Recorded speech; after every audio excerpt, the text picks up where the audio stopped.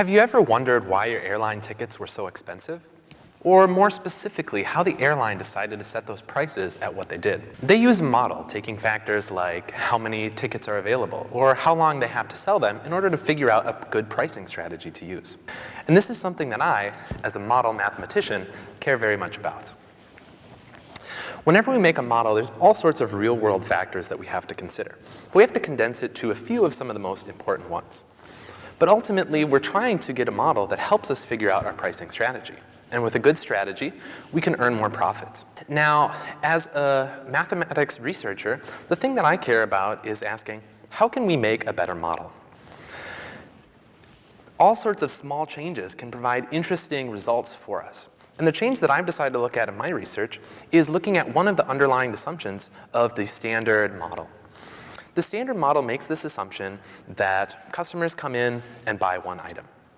Now, that's a little strange. We know that that's not reality, but in any sort of model, we have to make simplifying assumptions so that we can get easy and convenient models to work with.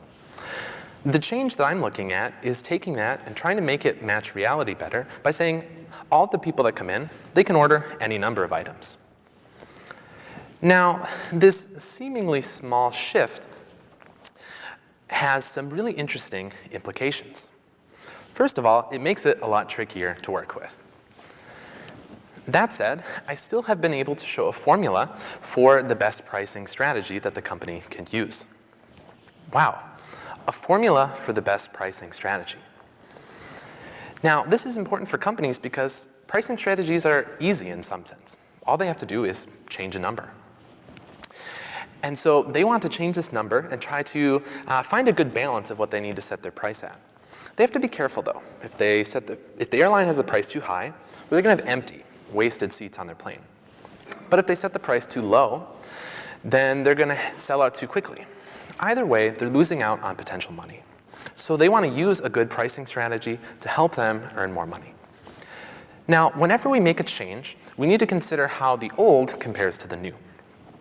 And in looking at the two types of models, it turns out that the important factor of the model is what is the average rate of sales.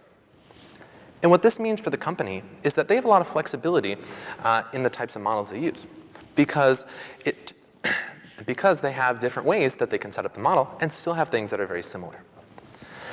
So I hope that my research can be used to help companies increase their profits. And for you, I hope that the next time you buy a ticket, you'll have a better understanding of just why that ticket is so expensive. Thank you.